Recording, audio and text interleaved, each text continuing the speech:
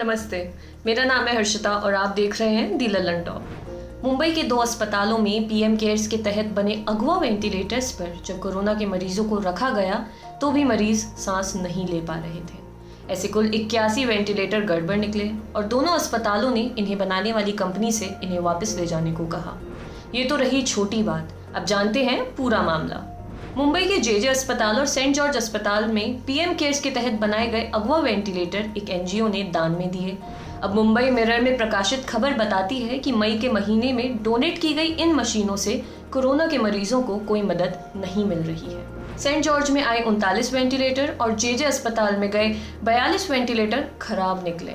19 जून को दिए गए अपने फीडबैक में सेंट जॉर्ज अस्पताल के डॉक्टरों ने कहा कि इन वेंटिलेटर के टेस्ट रन में ही ऑक्सीजन सप्लाई में 10% का अंतर देखने को मिला था।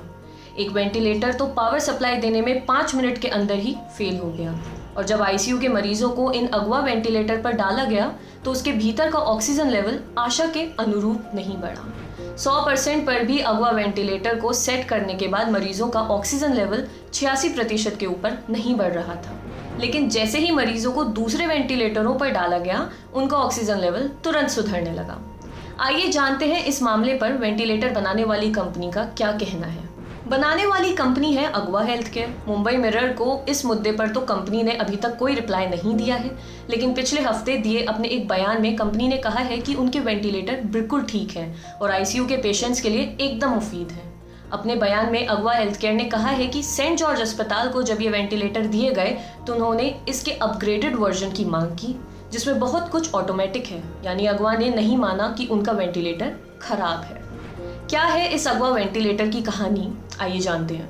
केंद्र सरकार ने 23 जून को पीएम केयर्स फंड में 2000 करोड़ रुपए जारी किए 50,000 मेड इन इंडिया वेंटिलेटर्स की सप्लाई के लिए। लाइव मिंट के मुताबिक इसमें 30,000 वेंटिलेटर भारत इलेक्ट्रॉनिक्स लिमिटेड यानी BEL बना रहा है। बाकी के लिए अगवा health care, AMTS basic, AMTS high and और एलाइट मेडिकल जैसी कंपनियां काम कर रही हैं। अगवा हेल्थ केयर मुंबई में गड़बड़ निकले इन वेंटिलेटरों के लिए जवाबदेह है।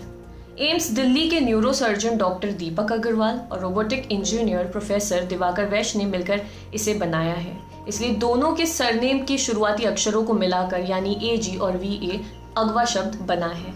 इसकी कीमत 2.5 लाख रुपए है और वजन है महज 3.5 किलो।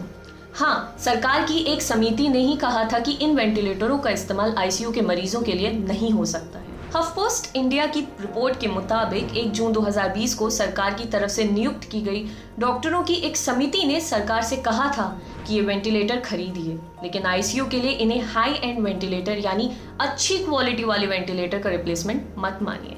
ये भी कहा था कि जहां ये वेंटिलेटर लगे हों वहां बैकअप वेंटिलेटर की भी व्यवस्था होनी चाहिए। इसके पहले अहमदाबाद के सिविल अस्पताल के मेडिकल सुपरिटेंडेंट JV मोदी ने कहा था कि अगवा वेंटिलेटर पर जब मरीजों को रखा गया तो अस्पताल को जो नतीजे चाहिए थे वो नहीं मिल रहे थे, कहीं तो गड़बड़ है ही। फिर भी कंपनी कुछ सफाई देती है तो आप तक जरूर पहुंच जाएगी। आपके लिए खबर लिखी थी हमारे साथी सिद्धांत ने।